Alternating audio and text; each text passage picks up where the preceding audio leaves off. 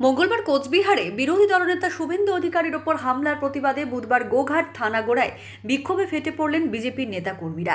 গোঘাট বিজেপির উদ্যোগে আয়োজিত এই প্রতিবাদ কর্মসূচিতে পথ অবরোধ করে তীব্র বিক্ষোভ দেখান তারা। এই কর্মসূচিতে উপস্থিত ছিলেন আরামবাগ সাংগঠনিক জেলার বিজেপি সভাপতি সুশান্ত বেরা, বিজেপি নেত্রী দোলন দাস, রাজু রানা সহ একাধিক বিজেপি নেতাকর্মী।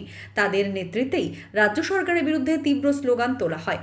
বক্তব্য রাখতে গিয়ে বিজেপি নেতৃত্ব অভিযোগ করেন, রাজ্য জুড়ে বিরোধী দলনেতা শুভেন্দু অধিকারী সহ বিরোধীদের ওপর পরিকল্পিতভাবে হামলা চালানো হচ্ছে, আর প্রশাসন নীরব দর্শকের ভূমিকা পালন করছে। তারা আরও জানান, পুলিশ ও তৃণমূল সরকার একযোগে গণতন্ত্রকে ধ্বংস করছে। এই ঘটনার তীব্র নিন্দা জানিয়ে অবিলম্বে দোষীদের গ্রেফতার ও শাস্তির দাবি জানান নেতারা।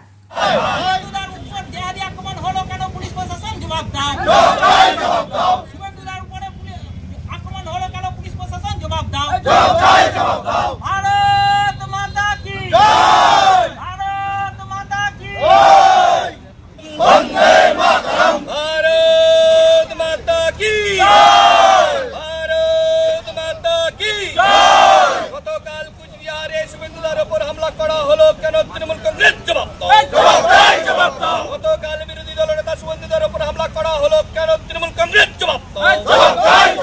জবাব তোমায় দিতেই হবে। वंदे मातरम, वंदे मातरम। पदार्थ पुलिस मंत्री बांग्ला থেকে তোর हटाओ। पदार्थ मुख्यमंत्री ममता बनर्जी তোমায় চালায় দেখ। वंदे मातरम, वंदे मातरम, वंदे मातरम, वंदे मातरम, वंदे मातरम। तृणमूल हटाओ।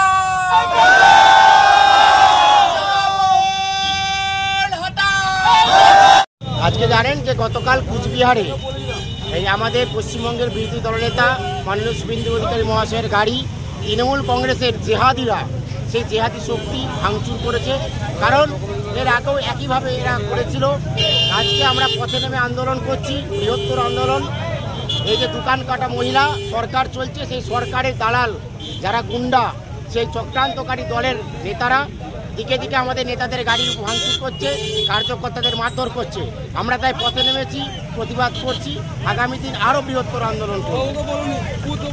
দেখুন, কালকে এদিকে মুখ্যমন্ত্রী গেছে, আমাদের যথেষ্ট পার্টির আদর্শ আছে, ন্যূনতম ভদ্রতা আছে, তাই আমরা মমতা ব্যানার্জিকে কেউ দেখে জয়শ্রীরামও বলিনি, আর তার গাড়িতে কেউ ঢিলও মারিনি।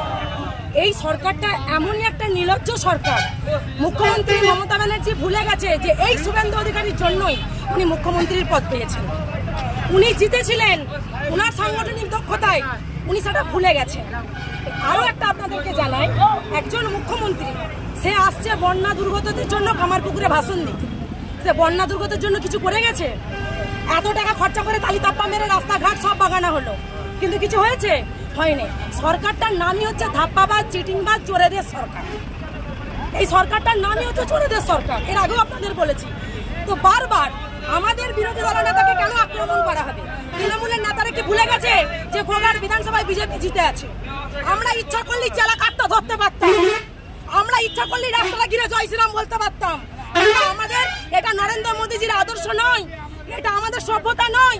তাই আমরা বারবার এই তৃণমূল দলকে বলছি, ইভেন মমতা ব্যানার্জিকে চ্যালেঞ্জ করছি, যদি অবিলম্বে আমাদের রাজ্য নেত্রীদেরকে এইভাবে পথ বন্ধ যা আপনারা শুরু করেছে, যদি এই নোংরাম বন্ধ না করেন, পরবর্তীকালে আপনি যদি গোঘাট আসেন, আমরা কিন্তু ঘিরবো এবার আপনার রাস্তা। দোলনের গেটে কালকে 10টা পুলিশ দিয়েও ঘিরে রাখতে পারবেন না, মুখ দিয়ে জয় শ্রীরামটা বেরোবে। তাই যদি নোংরামও না করতে চান, তো নোংরামোর রাস্তা আপনারা ঘাটাবেন না। জয় বাংলা বললে মুখ্যমন্ত্রীর ভাই পরে যায় সেখানে উপহার দিতে। এই দলটার কোনো আদর্শ নেই, নীতি নেই, তাহলে সে দলটা পশ্চিমবাংলায় কি উন্নয়ন করবে? আপনি তার কাছ থেকে আশা রাখেন যে তিনি উন্নয়ন করবেন?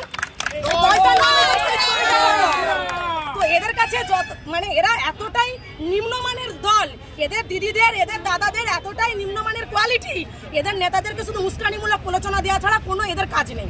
তাই এই দলটাকে ধিক্কার জানায়, এবং বর্তমানে মুখের আর কোনো ভাষা নেই এদেরকে কিছু জানানোর।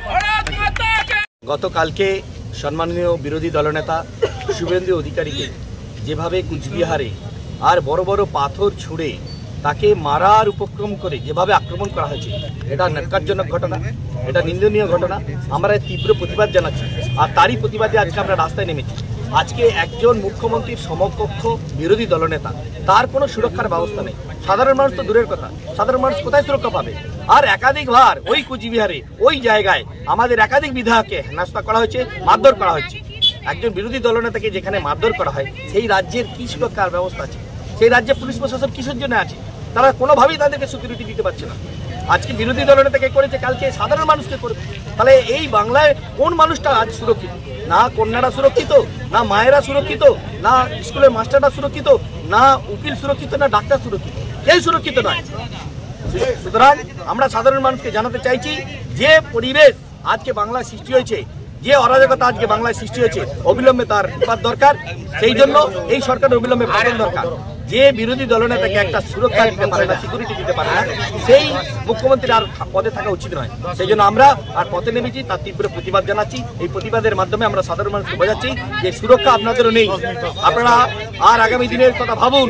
আপনাদের আর সুরক্ষা নেই, কেউ সুরক্ষা দিতে পারবে না। সেই জন্য তৃণমূল সরকারের অপশাসন যতক্ষণ না হচ্ছে ততক্ষণ আমাদের খামতি নেই। কারণ বাংলাকে বাঁচাতে হবে, বাংলা বাঁচলে তবে সবার সুরক্ষিত থাকবে, সবাই শান্তিতে থাকবে। এটা আপনাদেরকে মানতে হবে। এই দলটার কোনো সৌজন্যতা আছে? এরা ওইসব শিখেছে? গতকাল তো মুখ্যমন্ত্রী এখানে গিয়েছিল, আমাদের কোন কর্মীটা ওনাকে হেনস্থা করেছে কি করেনি? কারণ আমাদের মধ্যে সৌজন্য বোধ আছে, আমাদের মধ্যে মানবিকতা বোধ আছে, ওদের সেইটা নেই। তৃণমূলের কাছ থেকে এটা আশা করা যায় না।